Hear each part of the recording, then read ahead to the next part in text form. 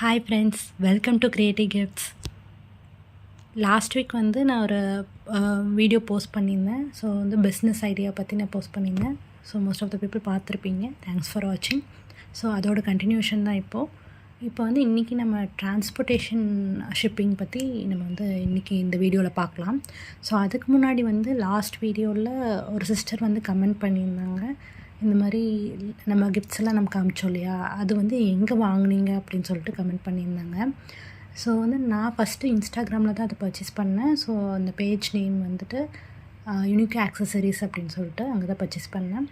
So இது வந்து பார்த்திங்கன்னா இப்போ ப்ரொமோஷனல் பர்பஸ் கிடையாது, ஜஸ்ட் என்னோடய பர்சனல் எக்ஸ்பீரியன்ஸ் எங்கே நல்லா இருந்துச்சு, நான் எப்படி ஸ்டார்ட் பண்ணேன் அப்படிங்கிறதுக்காக நான் அதை சொல்கிறேன். ஸோ செகண்ட் பேஜ் வந்து பார்த்திங்கன்னா வெரி மச் அப்படின்னு சொல்லிட்டு அதுலேயும் வந்து இந்த மாதிரி க்யூட்டான கிஃப்ட்ஸ் வந்து நிறைய கிடைக்கும். அப்புறம் கிஃப்ட் ஓஷன், இந்த மூணுலேயுமே வந்து நிறையா வெரைட்டி இருக்குது. நீங்கள் ஒரு தடவை போய் செக் பண்ணி பாருங்கள். ஸோ வந்து லாஸ்ட் வீக் இந்த நான் போட்ட வீடியோ பார்க்காதவங்க நான் டிஸ்கிரிப்ஷனில் வந்து லிங்க் தரேன், நீங்கள் அதை போய் ஒரு தடவை செக் பண்ணி பாருங்கள். ஸோ கண்டினியூஷன்லாம் பார்த்தா தான் உங்களுக்கு வந்து புரியும். ஸோ வந்து இன்னத்து டிரான்ஸ்போர்ட்டேஷன் அதை பற்றின வீடியோ நம்ம பார்க்கலாம். வாங்க வீடியோக்குள்ளே போகலாம். டிரான்ஸ்போர்ட்டேஷன் வந்து பற்றி ஒரு 5 டிப்ஸ் வந்து நான் ரெடி பண்ணி வச்சுருக்கேன். ஸோ ஃபஸ்ட்டு வந்து உங்களுக்கு ஒரு ஆர்டர் கிடைக்கிது அப்படின்னா என்ன மாதிரி இதெல்லாம் வந்து திங்ஸ்லாம் நீங்கள் வந்து ப்ரீ செக் பண்ணணும் அப்படிங்கிறத நான் எழுதியிருக்கேன்.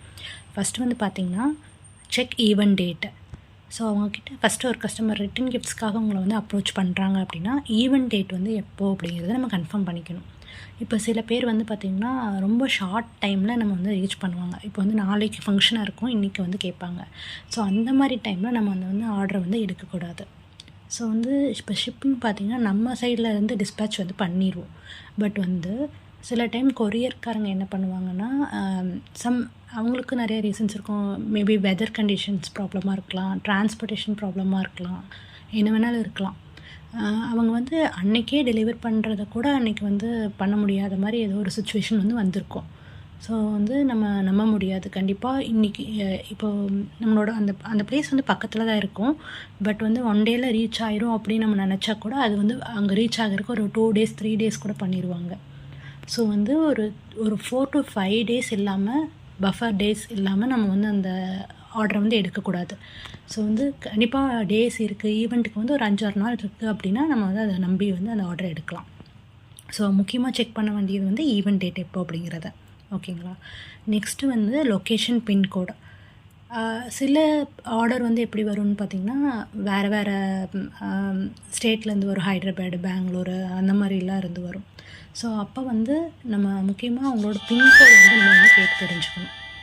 ஸோ அந்த பின்கோடு இருந்தால் தான் நம்ம கொரியரில் வந்து நம்ம செக் பண்ணும்போது ஓகே இது இந்த ஏரியா, இங்கே வந்து நம்ம அதோட சார்ஜஸ் செக் பண்ணுறதுக்கு அதுக்கெலாம் வந்து நமக்கு ரொம்ப ஹெல்ப்ஃபுல்லாக இருக்கும். நெக்ஸ்ட்டு வந்து check and confirm whether it is a serviceable area அப்படின்னு சொல்லியிருக்கேன்.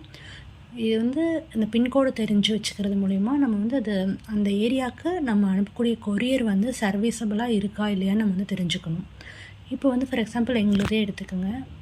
இனிஷியலாக ஸ்டார்ட் பண்ணும்போது நான் சொல்கிறேன். அப்போ வந்து ஒரு பிளேஸுக்கு நாங்கள் பெங்களூரில் ஒரு பிளேஸ், அது வந்து பார்த்திங்கன்னா ஒரு இன்டீரியர் ஏரியா போட்டிருக்கு. பொதுவாக நமக்கு என்ன தெரியும், கொரியரை நம்ம இங்கே அனுப்பிச்சோம்னா அங்கே போயிடும். இதுதான் நம்ம வந்து பொதுவாக நார்மலாக தெரிஞ்சு வச்சுருக்க ஒரு பாயிண்ட். நம்ம வந்து பின்கோடு எல்லாமே, அட்ரெஸ்ஸு, டீட்டெயில்ஸ் எல்லாமே கரெக்டாக கொடுத்தோம்னா அந்த பிளேஸ்க்கு ரீச் ஆயிரும். இதுதான் நம்மளோட பாயிண்ட் ஆஃப் வியூ. பட் ஆனால் அந்த லொக்கேஷன் வந்து பார்த்திங்கன்னா ரொம்ப அந்த பெங்களூரில் கொஞ்சம் இன்டீரியர் லொக்கேஷன் போட்டிருக்கு. ஸோ மெயின் லொக்கேஷனுக்கு பார்சல் எப்போவோ ரீச் ஆயாச்சு. ஆனால் அது வந்து அந்த இவங்களோட கொடுத்துருக்க அந்த லொக்கேஷனுக்கு ரீச் ஆகிறதுக்கு பெங்களூர்லேருந்து 2 டேஸ் ஆயிடுச்சுங்க. அது வந்து மெயின் ஏரியா வந்து அப்போவே அந்த டேவே அப்போவே வந்து இவங்க ஷிப் பண்ணியிருப்பாங்க. பட் வந்து அது இன்டீரியர் ஏரியாங்கிறதுனால 2 டேஸ் எக்ஸ்ட்ரா ஆச்சு. ஸோ நம்ம வந்து அதையும் கன்சிடர் பண்ணணும். ஸோ ஒவ்வொரு ஏரியாவுக்கு என்ன பண்ணுவாங்கன்னா, இல்லை நீங்கள் வந்து கஸ்டமரே வந்து எங்களோட பிளேஸுக்கு வந்து எடுத்துக்க சொல்லுங்கள் அந்த பார்சலை, நாங்கள் இங்கேருந்து வந்து அங்கே கொண்டு போய் தர முடியாது, ஏன்னா அது வந்து ஹில் ரீஜியன்னு, அங்கே வந்து இந்த மாதிரி டிரான்ஸ்போர்ட்டேஷன் சர்வீஸ்லாம் அங்கே கிடையாது, நீங்கள் வந்து கஸ்டமரையே வந்து எடுத்துக்க சொல்லுங்கள் அப்படின்னு கஸ்டமர் வந்து அந்த ஃபங்க்ஷனை வச்சுட்டு அவங்களால வந்து அந்த ரிட்டன் கிஃப்ட்ஸில் போய் நம்ம எடுத்துக்கிறதுக்கு வந்து டைம் இருக்காது. ஸோ வந்து சர்வீசபிள் ஏரியாவாங்கிறது கண்டிப்பாக வந்து நம்ம கன்ஃபார்ம் பண்ணிக்கணும். நெக்ஸ்ட் பாயிண்ட் வந்து identify the weight of the பார்சல்னு சொல்லியிருக்கேன். ஸோ அந்த பார்சலோட வெயிட் என்னன்னு தெரிஞ்சால் தான் நம்ம வந்து ஷிப்பிங் சார்ஜஸ் வந்து நம்ம கேட்டு கன்ஃபார்ம் பண்ணிக்க முடியும். ஸோ ஒரே இடத்துல நம்ம வந்து கொரியரை மெயின்டைன் பண்ணிக்கிட்டோம் அப்படின்னா, அவங்கக்கிட்ட நம்ம நார்மலாக வீட்டில் ஒரு சின்ன வெயிட்டிங் மிஷின் இருந்துச்சு அப்படின்னா, அதில் வந்து நம்ம அப்ராக்சிமேட் வெயிட் கண்டுபிடிச்சிட்டு அவங்கக்கிட்ட அந்த நம்ம ஈவெண்ட் நடக்கக்கூடிய அந்த லொக்கேஷன் பின்கோடு வந்து நம்ம சொன்னோம் அப்படின்னா, அப்ராக்சிமேட்டாக எவ்வளோ வெயிட் வருது, அதுக்கு ஷிப்பிங் சார்ஜஸ் எவ்வளோ வரும் அப்படிங்கிறது வந்து நம்ம கேட்டு தெரிஞ்சுக்கலாம் கொரியர்கிட்ட இருந்து. ஸோ வேறு கொரியர் செலக்ட் பண்ணி நம்ம ஒவ்வொரு தடவை ஷிப் பண்ணிகிட்டு இருந்தோம்னா, இந்த மாதிரி டீட்டெயில்ஸ் ஒவ்வொன்றும் கேட்குறக்கும் நம்ம வந்து நேரில் போய் தான் வந்து கேட்க முடியும். பட் இந்த மாதிரி ஒரே கொரியர் மெயின்டைன் பண்ணிக்கிட்டோம்னா, அவங்கக்கிட்ட நம்ம ஈஸியாக வந்து அந்த டீட்டெயில்ஸ் வந்து கலெக்ட் பண்ணிக்கலாம். ஸோ நெக்ஸ்ட் பாயிண்ட் வந்து பார்த்திங்கன்னா, add buffer for the packing weight. நம்ம வந்து அந்த ப்ராடக்ட்டோட வெயிட்டு மட்டும் கால்குலேட் பண்ணக்கூடாது. ஸோ அந்த நம்ம காட்டன் பாக்ஸில் போட்டு பேக் பண்ணி கொடுப்போம் இல்லையா, அதோட சார்ஜஸ் லைக் அதோட வெயிட்டும் நம்ம வந்து கால்குலேட் பண்ணி தான் நம்ம வந்து ஷிப்பிங் சார்ஜஸ் வந்து போடணும். ஏன்னா அது வந்து ஒரு வெயிட் வந்து ஆக்குபை பண்ணும். ஸோ அந்த வெயிட் எவ்வளோ வருது, அது கூட அந்த ப்ராடக்ட் வெயிட் எவ்வளோ வருது, இது எல்லாமே செக் பண்ணி ஷிப்பிங் சார்ஜஸ் வந்து நம்ம கிளைண்ட்டுக்கு வந்து நம்ம சொல்லணும். ஸோ இந்த பாயிண்ட்ஸ்லாம் வந்து நோட் பண்ணிக்கோங்க. ஸோ இது வந்து டிரான்ஸ்போர்ட்டேஷன் விஷயத்தில் வந்து ஷிப்பிங் அதில் வந்து ரொம்ப யூஸ்ஃபுல்லாக இருக்கும். ஃபேஸ் பண்ணோம் அப்படின்னா டிரான்ஸ்போர்ட்டேஷனில் ஃபஸ்ட்டு வந்து நான் சிங்கிள் ப்ராடக்ட் வந்து சேல் பண்ணிகிட்டு இருக்கும்போது எனக்கு நார்த் இந்தியா ஆர்டர் ஒன்று வந்துச்சு. ஸோ அது வந்து ஒரு அலாரம் கிளாக் வந்து ஒன்று ஆர்டர் பண்ணியிருந்தாங்க. ஸோ அந்தப்போ வந்து எங்களுக்கு டிரான்ஸ்போர்ட்டேஷன் இஷ்யூஸ் என்னன்னு தெரியாது. அதே மாதிரி ஷிப்பிங் சார்ஜஸ் பற்றிலாம் சுத்தமாகவே ஐடியா கிடையாது. பட் வந்து நான் ஆர்டர் அக்செப்ட் பண்ணிக்கிட்டேன். ஸோ அதுக்கப்புறம் நாங்கள் ஒவ்வொரு கொரியராக போய் செக் பண்ணும்போது ஷிப்பிங் சார்ஜஸ் வந்து ரொம்பவே அதிகமாக சொன்னாங்க. பட் வந்து நான் இந்தளவு எக்ஸ்பெக்ட் பண்ணல. ஸோ நான் கஸ்டமர்கிட்ட வந்து கேட்டது வந்து ரொம்பவே கம்மியாக வந்து கேட்டுட்டேன். ஆனால் அங்கே போனதுக்கப்புறம் தெரிஞ்சது, ஓகே நார்த் இந்தியா இன்டீரியர் லொக்கேஷனுங்கும்போது ரொம்பவே எக்ஸ்ட்ரா சார்ஜஸ் கேட்டாங்க. நான் வந்து அவங்கக்கிட்ட கேட்டது வந்து ₹60. That means south India shipping சார்ஜஸே நான் தெரியாமல் வந்து சொல்லிட்டேன்.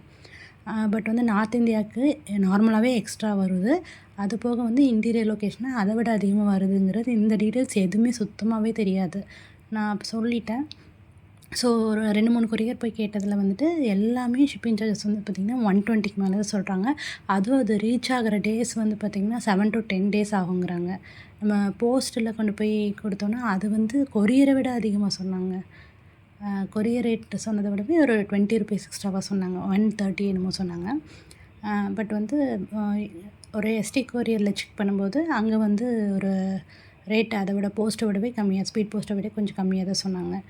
ஸோ எப்படியோ அங்கே கொண்டு போய் கொடுக்கலாம் அப்படின்னு போகும்போது அப்புறம் அவங்க வந்து இன்னொரு கொஷின் வேறு கேட்குறாங்க. அலாரம் கிளாக் வந்து பொதுவாக நாங்கள் எடுத்துக்க மாட்டோம். அது வந்து நம்ம ஏர்வேஸ்லேயும் ஷிப் பண்ண முடியாது, அங்கேயே எடுத்துக்க மாட்டாங்க. நீங்கள் வந்து இது ரோட் பேஸில் மட்டும்தான் ஷிப் பண்ணணும் அப்படிங்கிற ஒரு பாயிண்ட்டும் சொன்னாங்க.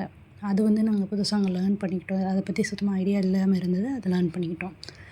ஸோ வந்து ஒரு சில ப்ராடக்ட்ஸ் தான் வந்து ஏர்வேஸ் அக்செப்ட் பண்ணிப்பாங்க. இந்த மாதிரி கேண்டில்ஸு, அலாரம் கிளாக்கு, இந்த மாதிரி விஷயங்கள் வந்து அது அக்செப்ட் பண்ண மாட்டாங்க. ஸோ அதை நோட் பண்ணி வச்சுக்கோங்க. நெக்ஸ்ட்டு வந்து எப்படியோ அதை ஷிப் பண்ணி ஒரு 7 டேஸ் 8 டேஸ் ஆகும்னு சொல்லியிருந்தாங்க. பட் வந்து ஒரு 6 டேஸில் ரீச் ஆயிடுச்சு. பட் அது வரைக்கும் அந்த கஸ்டமர் வந்து ஒரு டைம் கூட எங்களை வந்து ஏன் வந்து இவ்வளோ லேட் பண்ணீங்க, என்ன ரீசனு, அந்த மாதிரி ரொம்பவே கொஷின்ஸ் கேட்டு எங்களை இது பண்ணவே இல்லை. நான் வந்து ஃப்ராங்காகவே சொல்லிட்டேன், இதை நாங்கள் இப்போ தான் ஃபர்ஸ்ட் டைம் ஸ்டார்ட் பண்ணியிருக்கோம், இப்போ தான் வந்து பண்ண ஆரம்பிச்சிருக்கோம். ஸோ வந்து டிரான்ஸ்போர்ட்டேஷன் ஷிப்பிங்கில் வந்து எனக்கு ஐடியா கிடையாது. ஸோ வந்து இந்தளவுக்கு ஷிப்பிங் சார்ஜஸ் ஆயிடுச்சு. பட் வந்து உங்கள்கிட்ட நான் இவ்வளோ தான் அமௌண்ட் கேட்டிருந்தேன். பட் பரவாயில்ல, நான் சொல்லிட்டேன். ஸோ அதை விட்டு நான் அதிகமாக நான் சார்ஜ் உங்களுக்கு பண்ணலை. நான் என்ன உங்கள்கிட்ட கேட்டனோ அதுக்கான சார்ஜ் மட்டும் நான் உங்கள்கிட்ட வாங்கிக்கிறேன், ரிமைனிங் நான் பே பண்ணிக்கிறேன் அப்படின்னு சொல்லிவிட்டு அவங்கக்கிட்ட நான் சொன்ன அமௌண்ட் மட்டும் வாங்கிக்கிட்டேன். ஸோ அதனால் நான் ஃப்ராங்காக உண்மையே சொல்லிட்டங்காட்டி அவங்களுக்கு வந்து ஓகே, அவங்க சைடில் மிஸ்டேக் இல்லை, ஓகே லேர்ன் பண்ணிக்கிறாங்க, ஓகே நோ ப்ராப்ளம்னு சொல்லிவிட்டு அவங்க எங்களை ரொம்ப டார்ச்சர்லாம் பண்ணல. ஓகே 6 டேஸ்க்கு அப்புறம் அவங்களுக்கு ரீச் ஆச்சு. ஸோ கால் பண்ணி எனக்கு சொன்னாங்க, ஓகே நிறைய பேர் வந்து இந்த மாதிரி ஒரு சுச்சுவேஷன் வரும்போது அவங்க உண்மையை சொல்ல மாட்டாங்க, நம்ம ஃபோன் கால்ஸே எடுக்க மாட்டாங்க, ரெஸ்பாண்ட் பண்ண மாட்டாங்க. அட்லீஸ்ட் வந்து நீங்கள் இந்த மாதிரி நீங்கள் என்ன சுச்சுவேஷனுங்கிறத வந்து கரெக்டாக சொல்லிட்டீங்க. ஸோ அது வரைக்கும் வந்து எங்களுக்கு ஹாப்பி தான். ப்ராடக்ட் நல்லபடியாக ரீச் ஆகிருக்கு, எனக்கு ரொம்ப பிடிச்சிருக்கு அப்படிங்கிற கமெண்ட்ஸ் வந்து எனக்கு சொன்னாங்க. ஸோ அது கேட்டு ரொம்ப ஹாப்பியாச்சு. பட் இனிஷியலாக இந்த ஸ்ட்ரகிள்ஸ் நாங்கள் ஃபேஸ் பண்ணோம். ஸோ உங்களுக்கும் இந்த மாதிரி கஷ்டம் வரக்கூடாதுங்கிறதுக்காக நான் வந்து இந்த டீட்டெயில்ஸாக சொல்கிறேன். ஸோ இதை நீங்கள் வந்து செக் பண்ணிவிட்டு அப்புறம் கரெக்டாக வந்து ஆர்டர் எடுத்து நீங்கள் வந்து டிரான்ஸ்போர்ட்டேஷன் ஷிப்பிங் வந்து பண்ணுங்கள். ஸோ இந்த மாதிரி நான் நெக்ஸ்ட் வீக்கும் நான் இந்த பிஸ்னஸ் ஐடியா நான் வந்து சீரீஸ் நான் போடுறேன். ஸோ கண்டினியூஸாக வந்து ஸ்கிப் பண்ணாமல் பாருங்கள். ஸோ இந்த வீடியோ உங்களுக்கு பிடிச்சிருந்தா வந்து லைக் பண்ணுங்கள், சப்ஸ்கிரைப் பண்ணி வச்சுக்கோங்க. ஸோ கண்டினியூஸாக இந்த மாதிரி டிப்ஸ் வந்து நான் கொடுத்துட்டே இருக்கேன். ஸோ இந்த மாதிரி ரிட்டன் கிஃப்ட் சாம்பிள்ஸ் வேணும்னு நினைக்கிறவங்க நீங்கள் வந்து எங்களை ரீச் பண்ணலாம். நாங்கள் உங்களுக்கு வந்து ரிட்டன் கிஃப்ட் சாம்பிள்ஸ் ஹெல்ப் பண்ணுறோம். So thank you friends, thanks for வாட்சிங். சப்ஸ்கிரைப் பண்ண மறந்துடாதீங்க. நெக்ஸ்ட் வீக் மீட் பண்ணலாம். பாய்.